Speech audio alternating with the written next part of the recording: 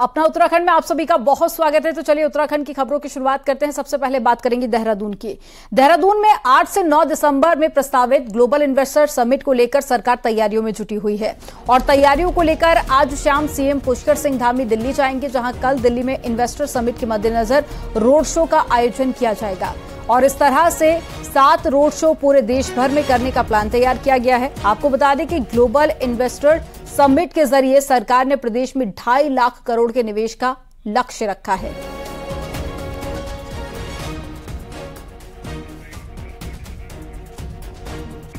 तो 31 अक्टूबर को हैदराबाद में रोड शो होगा। इसके अलावा 2 नवंबर को अहमदाबाद में भी रोड शो करेंगे पुष्कर सिंह धामी। 6 और 7 नवंबर को मुंबई में रोड शो का आयोजन होगा। कल दिल्ली में रोड शो होगा, इसके लिए आज ही सीएम पहुंच जाएंगे और 26 अक्टूबर को चेन्नई में रोड शो होना है। 28 अक्टूबर को बेंगलुरु में होगा। इसके अलावा 31 अक्टूबर को हैदराबाद में रोड शो होगा। 2 नवंबर को अहमदाबाद में।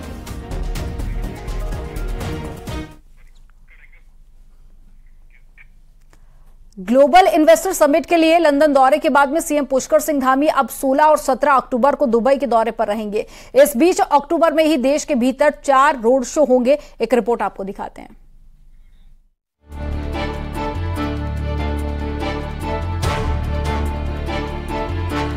इस साल के अंत में 8 और 9 दिसंबर को होने जा रहे ग्लोबल इन्वेस्टर समिट के लिए सरकार देश विदेश के औद्योगिक घरानों को उत्तराखंड आने का निमंत्रण दे रही है। लंदन के 4 दिवसीय दौरे में सीएम धामी ने तमाम मल्टीनेशनल कंपनियों, उद्योगपतियों को उत्तराखंड आने का निमंत्रण तो दे दिया, 12,500 करोड़ का MOU भी साइन किया है। सीएम धामी अब 16 और 17 अक्टूबर को दुबई दौरे पर जाने वाले हैं, जहां टूरिज्म, हॉस्पिटैलिटी, कॉमर्शियल और रियल एस्टेट पर मेन फोकस होगा। लंदन में प्रतिनिधिमंडल गया था, दिल्ली में कर्टन रेजर हुआ था। अभी 4 अक्टूबर को दिल्ली में रोड शो होने वाला है। देश के अन्य शहरों में भी, मुंबई है, अहमदाबाद है, बंगलौर है, सभी जगह हमारी टीमें जा रही हैं और विदेशों के भी जो कार्यक्रम आगे प्रस्तावित हैं उनमें भी हम लोग प्रतिभाग करेंगे। हमें उम्मीद है हमारे सामने एक बड़ा अवसर ये इन्वेस्टर समिट के रूप में। इसके साथ ही देश के अंदर भी कुल 7 रोड शो होने हैं, जिनमें से 4 रोड शो अलग अलग राज्यों में इसी अक्टूबर महीने में होने वाला है, जिसमें शिक्षा, स्वास्थ्य, होटल, फिल्म, IT और हाइड्रो पावर सेक्टर से जुड़े उद्योगपतियों पर विशेष फोकस होगा। कब कहां होगा रोड शो? 4 अक्टूबर को दिल्ली, 26 अक्टूबर को चेन्नई, 28 अक्टूबर को बेंगलुरु, 31 अक्टूबर को हैदराबाद, 2 नवंबर को अहमदाबाद, 6 नवंबर को मुंबई, 7 नवंबर को मुंबई में होगा रोड शो। अहमदाबाद में हमारा फोकस मैन्युफैक्चरिंग सेक्टर में लगेगा। मुंबई में जाएंगे तो मैन्युफैक्चरिंग सेक्टर फोकस में रहेगा, साथ ही वहाँ के फिल्म इंडस्ट्री भी हमारे फोकस में रहेगा और मुंबई और दिल्ली ये दोनों में होटल इंडस्ट्री भी हमारे फोकस में रहेगा। चंडीगढ़ में रियल एस्टेट प्लेयर्स हमारे फोकस में रहेंगे और हैदराबाद जाएंगे तो एनर्जी सेक्टर के प्लेयर्स वहाँ काफ़ी ज़्यादा हैं, खासतौर पर हाइड्रो पावर में वो फोकस सेक्टर रहेगा। ग्लोबल इन्वेस्टर समिट के जरिए सरकार का फोकस उन क्षेत्रों में निवेशक जुटाने पर है जिसकी राज्य में सबसे अधिक संभावनाएं हैं। इससे निवेशकों को तो फायदा होगा ही, राज्य के युवाओं को रोजगार मिलेगा और सरकार के राजस्व में भी बढ़ोतरी होगी। देहरादून से न्यूज़ 18 के लिए सुनील नौप्रभात की रिपोर्ट।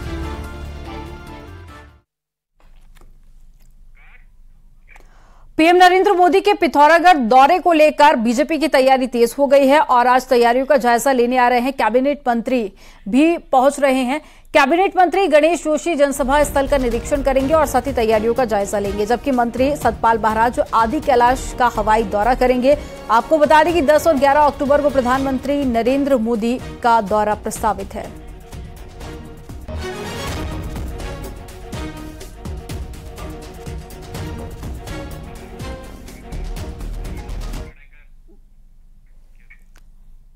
कैबिनेट मंत्री गणेश जोशी के दौरे के लिए प्रभारी नियुक्त किया गया है प्रभारी, और गणेश जोशी प्रधानमंत्री मोदी की जनसभा और साथ ही कार्यक्रम की जिम्मेदारी भी संभालेंगे। वहीं बीजेपी के प्रदेश उपाध्यक्ष बलवंत सिंह को भी संयोजक बनाया गया है। तो आपको बता दें कि पीएम नरेंद्र मोदी का दौरा है, जिसको लेकर तैयारियां तेज कर दी गई हैं। गणेश जोशी को प्रभारी नियुक्त किया गया है, जो कि जनसभा और कार्यक्रम की जिम्मेदारी को संभालेंगे।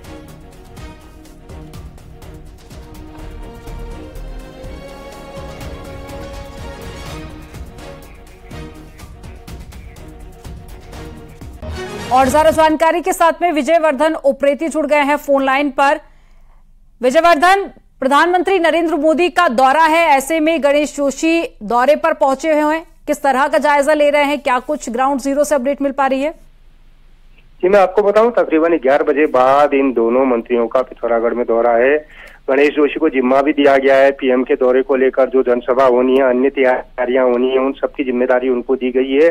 तो इसी के तहत गणेश जोशी यहाँ पर आ रहे हैं, जिसमें जो सभा स्थल है, स्पोर्ट्स स्टेडियम, उसका जायजा लेंगे, किस तरीके से कहाँ मंच बनना है, कहाँ दर्शक दीर्घा होनी है, किस तरीके से क्या होना, उन तमाम कार्यों को अंतिम यहाँ पर अंजाम देंगे। इसके अलावा जो उनके वर्कर है उनको रिचार्ज करने के लिए कार्यकर्ताओं के साथ भी एक बैठक है, अधिकारियों के साथ बैठक है। अगर बात हम पर्यटन मंत्री सतपाल महाराज की करें तो उनकी भी यहाँ पर एक अधिकारियों के साथ बैठक है। उसके बाद आदि कैलाश ओम पर्वत और जो ज्वालिंगकोंग का इलाका है जहाँ प्रधानमंत्री का दौरा प्रस्तावित है, उस इलाके का हवाई दौरा करेंगे और वहां पर तमाम व्यवस्थाओं का जायजा लेने के लिए एक तरीके से ये कह सकते हैं कि राज्य सरकार ने अपने मंत्री यहाँ पर भेज दिए हैं और पूरे दौरे की तैयारियों को लेकर प्रशासन हो, सरकार हो, वो पूरी मुस्तैदी से अभी लगी हुई है। जी, आप नजर बनाए रखिएगा क्योंकि पीएम का ये दौरा बेहद खास है, जिसकी तैयारियों का जायजा लेने के लिए भी अब नेता पहुंचने लगे हैं। जानकारी साझा करने के लिए बहुत शुक्रिया आपका। हरिद्वार से बड़ी खबर आ रही है, जहां जिला कलेक्ट्रेट में कर्मचारी ने सुसाइड किया है।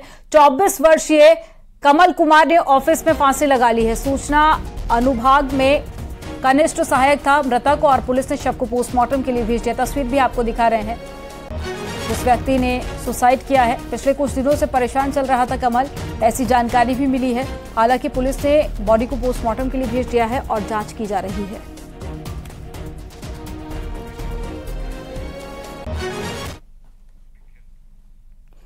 उत्तराखंड में डेंगू के मामले लगातार बढ़ते जा रहे हैं। पिछले 24 घंटे की अगर बात करें तो 21 नए मामले सामने आए और अब राज्य में मरीजों का आंकड़ा 2700 के पार पहुंच गया है।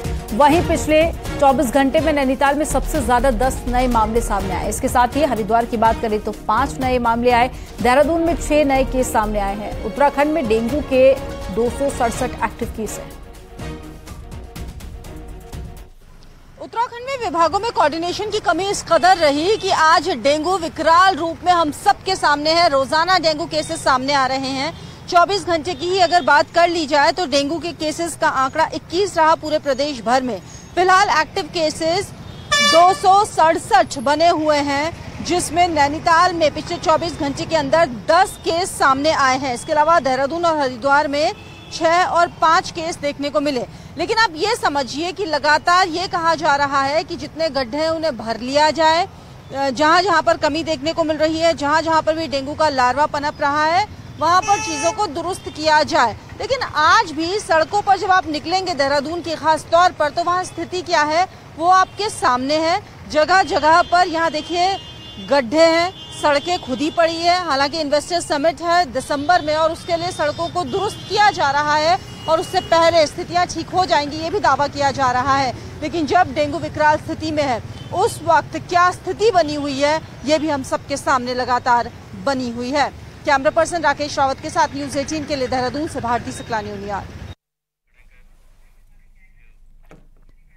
उत्तराखंड में डेंगू मरीजों का ग्राफ बीते दिनों कम होने लगा है। भले ही आंकड़ा अभी तक 2700 के पार हो, लेकिन राहत की बात यह है कि हर दिन डेंगू के मरीजों की कमी आने लगी है। वहीं डॉक्टर भी मान रहे हैं कि डेंगू के मरीजों में कमी आने लगी है, लेकिन अभी तक पूरी तरह से डेंगू खत्म नहीं हुआ है, तो लिहाजा सावधानी बरतने की अभी भी जरूरत है।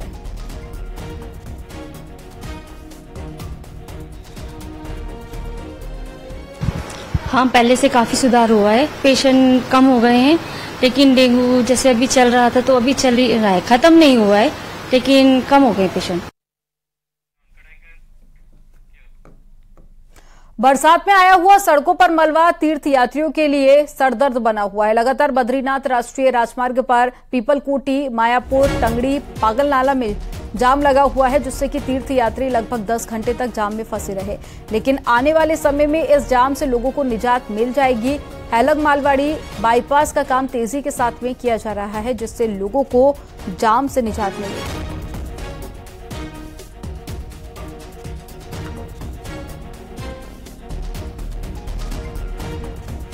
वर्तमान में श्राद्ध पितृपक्ष के कारण जो यात्रा बढ़ी है, प्रसाद कम होने के बाद जो यात्रा बढ़ी है, इससे पीपलकोटी गडोरा से लेकर के जोशीमठ बद्रीनाथ तक बहुत जबरदस्त जाम लग रहा है।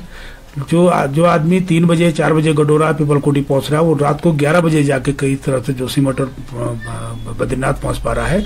इसका मुख्य कारण यह भी है कि NH के पास जितना सड़क है, जो मलबा बरसात के दौरान आ रखा है, वो मलबे को हटाया नहीं जा रहा। अब इनको अलग से बजट चाहिए होता है या क्या चाहिए होता है, ये तो सोचनीय प्रश्न है। लेकिन जब तक BRO के पास था तो कम से कम BRO मलबा तो हटा ही देता था सड़क के किनारे से। अभी कड़पियाग से लेकर जहां भी देखेंगे तो जो मलबा बरसात के दौरान आ रखा, वो मलबा वैसे डैम पे सिर्फ सेना के प्रयोग के लिए बनाए। उत्तरकाशी के बड़कोट में लगातार जाम की समस्या बनी हुई है, जिससे कि यमुनोत्री हाईवे पर कई बार लंबा जाम लग रहा है, जिससे कि यात्रियों को भारी परेशानी का सामना करना पड़ रहा है। यमुनोत्री धाम में यात्रियों की संख्या बढ़ते ही जाम की समस्या भी सामने आने लगती है। बड़कोट से सरुखेत में बीच 2 से 3 किलोमीटर का लंबा जाम हर दिन देखने को मिल रहा है।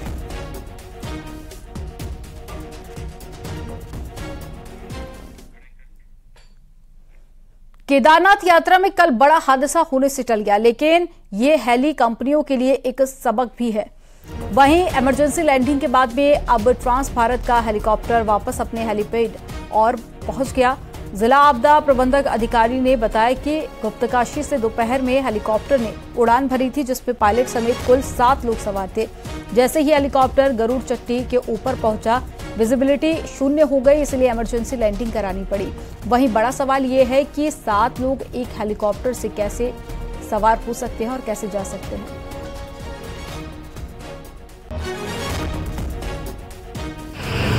आज 2:15 पे ट्रांस भारत हेली कंपनी ने गुप्तकाशी से उड़ान भरी थी, जिसमें कि टोटल पायलट सहित 7 लोग थे। और जो केदारनाथ में पहुंचने पर ही वहां पर अचानक फॉग लगने के कारण विजिबिलिटी 0 हो गई थी, और जिससे कि पायलट की सूझबूझ के कारण सही जगह पर उसने लैंडिंग करवा दी, और जिससे कि सभी लोग सुरक्षित। सरकारी जमीनों पर अतिक्रमण पर सरकार और हाईकोर्ट की सख्ती के बावजूद भी अवैध कब्जे नहीं थम रहे हैं।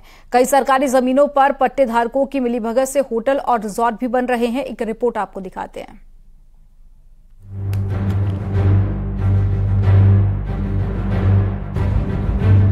नैनीताल की घुघुखान में पट्टों और खामलैंड यानी कि सरकारी जमीनों पर होटल रिजॉर्ट तेजी से बन रहे हैं। कृषि या निजी इस्तेमाल के लिए दी गई इन जमीनों को स्टैम्प पेपर के जरिए नियम विरुद्ध बाहरी लोगों के नाम पर किया जा रहा है। वहीं बगड़, रामगढ़ और मुक्तेश्वर समेत तराई के हिस्सों में भी ऐसी ही सरकारी जमीनों पर बाहरी लोग आकर कारोबार फैला रहे हैं, और अब इन निर्माणों की जांच की मांग उठ रही है। अगर लीगल तरीके से बने तब तो ठीक है, लेकिन अनलीगल तरीके से बना रहे हैं तो उससे तो काफ़ी दिक्कत भी है, क्योंकि सबसे पहला तो जो रिसोर्सेज हैं, संसाधन, उनकी कमी हो रही है। सबसे बड़ी पानी की है, और बाहर के काफ़ी ऐसे लोग भी बस जा रहे हैं जिनका रिकॉर्ड भी ख़राब हुआ, कोई उनका रिकॉर्ड ही नहीं है, अनलीगल तरीके से बसे हैं सारे लोग वहाँ। दरअसल खामलैंड वो जमीन है जो पहाड़ में भूमिहीन किसानों को खेती के लिए दी गई है, और ऐसी जमीनों को बिना सरकार की परमिशन से ना बेचा जा सकता है और ना ही खरीदा जा सकता है। लेकिन सरोवर नगरी में खामलैंड को बेचा और खरीदा जा रहा है।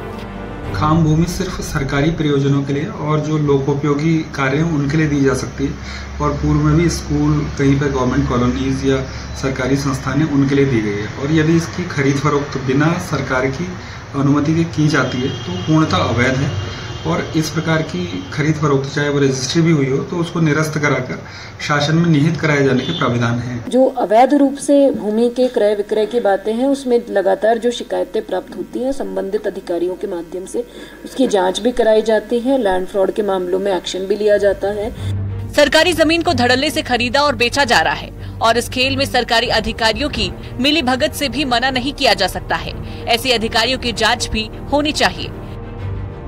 न्यूज़ 18 के लिए नैनीताल से वीरेंद्र बिष्ट की रिपोर्ट।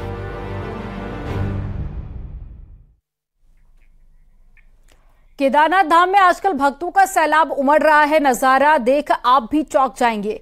आपको तस्वीरें दिखाते हैं गौरीकुंड की जो सामने आई हैं, केदारनाथ पैदल मार्ग की हैं। सुबह के समय ऐसी भीड़ यहां पर उमड़ रही है कि कदम आगे बढ़ाना भी मुश्किल हो रहा है। आपको बता दें कि इस बार श्रद्धालुओं की संख्या ने पुराने सभी रिकॉर्ड तोड़ दिए हैं और आंकड़ा 15.25 लाख तक पहुंच गया है।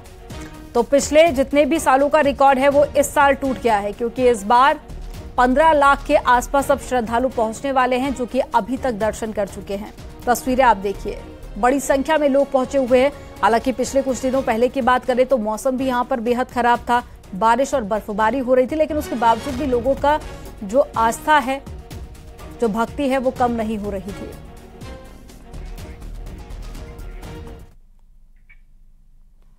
पितृपक्ष लगते ही बद्रीनाथ धाम में तीर्थ यात्रियों का जमावड़ा लगा हुआ है और सोमवार को 15,378 यात्री पहुंचे बद्रीनाथ धाम और अब तक बद्रीनाथ धाम में करीब 14,31,176 लोग दर्शन कर चुके हैं। और हेमकुंड साहिब में सोमवार को पहुंचे 2,278 यात्री। आपको बता दें कि 11 अक्टूबर को बंद होंगे हेमकुंड साहिब के कपाट। हालांकि उससे पहले बड़ी संख्या में लोग यहां पर दर्शन कर चुके हैं, मत्था टेक चुके हैं।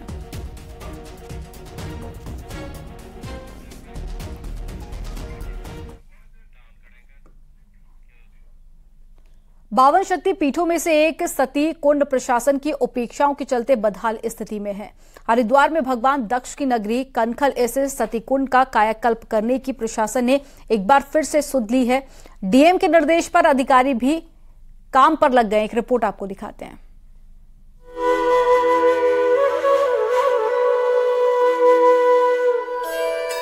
धर्मनगरी हरिद्वार के कनखल क्षेत्र में कुंडनुमा एक बड़ी खाली भूमि पड़ी हुई। इस भूमि को सीता कुंड के नाम से जाना जाता है। सीता कुंड का इतिहास भगवान शिव और उनकी पहली पत्नी माता सती के साथ जुड़ा हुआ है। कई ग्रंथों में ऐसा वर्णन है कि राजा दक्ष द्वारा कराए जा रहे हवन यज्ञ में न बुलाए जाने पर माता सती ने नाराज होकर इसी कुंड में आत्मदाह कर लिया था। उसके बाद भगवान शिव ने उनके शव को उठाकर विश्व भर का भ्रमण किया और शव के हिस्से जहाँ जहाँ गिरे वहाँ 52 शक्तिपीठों की स्थापना हुई। जो 52 सिद्धपीठों का वर्णन शास्त्रों में आता है, तो इस प्रकार से भगवती सती का जन्म स्थान है। उसके 107 जन्म के बाद में 108वां जन्म भगवती पार्वती का होता है, जो हिमाचल राजा की कन्या थी, तो भगवान शिव का विवाह होता है। तो इसलिए अपने आप में एक पौराणिक महत्व है और शासन अगर इसका प्रयास करता है तो इसका स्वागत होना चाहिए। सीताकुंड एक पौराणिक स्थल है और समय समय पर प्रशासन की ओर से इसके कायाकल्प और सौंदर्यीकरण की योजनाएं बनाई गई हैं। हालांकि योजनाएं पूरी तरह धरातल पर नहीं उतर पाई। हरिद्वार के जिलाधिकारी धीराज सिंह की पहल एक बार फिर अधिकारी सीताकुंड के सौंदर्यीकरण के लिए काम कर रहा है। जिलाधिकारी ने निरीक्षण के बाद अधिकारियों को निर्देश दिए हैं कि सीताकुंड को पूर्ण स्वरूप में लाया जाए। इसके लिए सीताकुंड के आसपास फैला अतिक्रमण भी चिन्हित कर हटाया जाएगा। हरिद्वार की परिकल्पना सतीकुंड के बिना नहीं की जा सकती, तो उसी में आज हम लोगों ने स्थल निरीक्षण किया था। हम देख रहे हैं कि उसमें क्या क्या काम हम लोग कर सकते हैं ताकि मैक्सिमम टूरिस्ट का आवागमन भी उस एरिया में हो। जितने भी तीर्थ यात्री हमारे हरिद्वार में हैं वो अपना सतीकुंड की तरफ भी जाएं। धर्मनगरी हरिद्वार स्थित सीताकुंड को 52 शक्तिपीठों की जननी कहा जा सकता है। प्रशासन की कोशिश है कि अन्य धार्मिक स्थलों की तरह सीताकुंड पर भी ज्यादा से ज्यादा संख्या में श्रद्धालु और पर्यटक पहुंचे और पौराणिक स्थल को खास पहचान मिल सके। न्यूज़ 18 के लिए हरिद्वार से पुलकित शुक्ला की रिपोर्ट। नैनीताल में प्री वेडिंग शूट के नाम पर न सिर्फ सुरक्षा मानकों का उल्लंघन हो रहा है, बल्कि झील में मछलियों के साथ अन्य जीवों को खतरे में डाला जा रहा है। एक ऐसा ही वीडियो नैनीताल के सातताल का वायरल हो रहा है। वायरल वीडियो में प्री वेडिंग शूट के लिए सातताल झील में केमिकल का उपयोग किया जा रहा है, जिससे कि पर्यावरण को खतरा बना हुआ है। वहीं इस वीडियो में दिख रहा है कि झील में कपल को कुर्सियों में बैठाया गया है, जो हादसे को दावत दे सकता है। और ये वीडियो तेजी से सोशल मीडिया पर वायरल हो रहा है। तो देखिए किस तरह से केमिकल का यहाँ पर इस्तेमाल किया जा रहा है और साथ ही जो कपल है उसे कुर्सी पर बैठाया गया है झील के अंदर।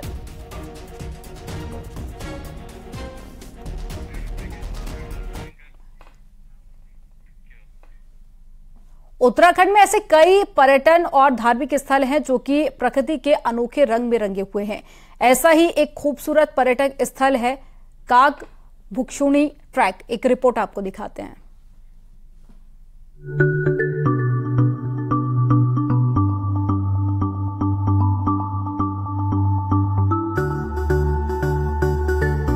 उच्च हिमालयी क्षेत्र में कई ऐसे ताल हैं जहां चारों तरफ रंग बिरंगे फूल और राज्य पुष्प ब्रह्म कमल खिले हुए हैं। साथ ही गगनचुंबी पहाड़ आज भी सफेद बर्फ की चादर से ढके हुए हैं।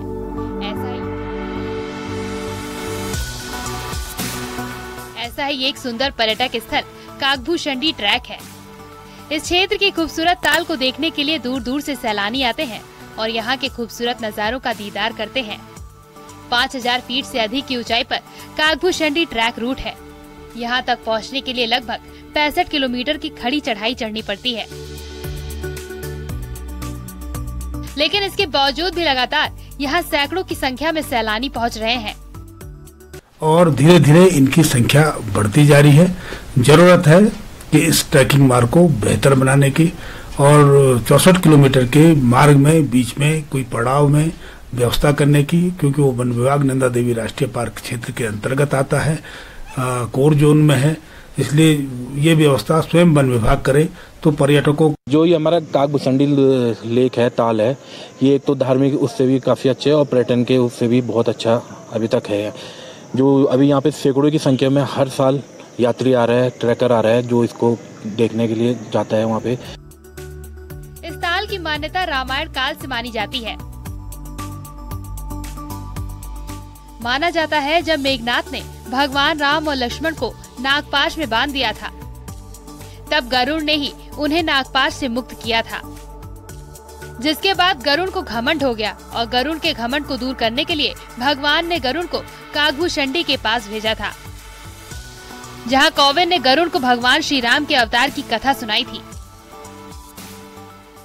कागभूषणी वो चरित्र है जिन्होंने भगवान राम की बचपन में बड़ी सेवा की है और भगवान राम के खिलौने बन के रहे, भगवान राम के हाथ से और रोटी खाते, भगवान राम के साथ खेलते, बड़ा आनंद लिया और पुनः तपस्या करने के लिए इस पहाड़ पर आए। कागभूषणी ट्रैक तक सैलानियों का पहुंचना काफी कठिन है। हालांकि ये बेहद ही खूबसूरत ट्रैक है, लेकिन इस ट्रैक को अभी विकसित करने की जरूरत है ताकि अधिक संख्या में यहाँ सैलानी पहुँच सके। चमोली से न्यूज़ 18 के लिए नितिन सेमवाल की रिपोर्ट।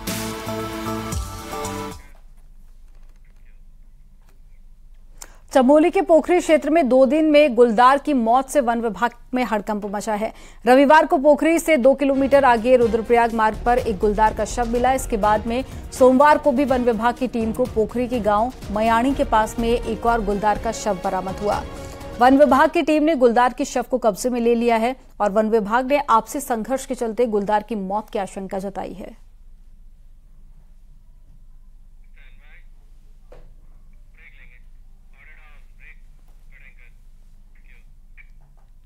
यहां रुकेंगे एक छोटे से ब्रेक के लिए। आप देखते रहिए न्यूज़ 18।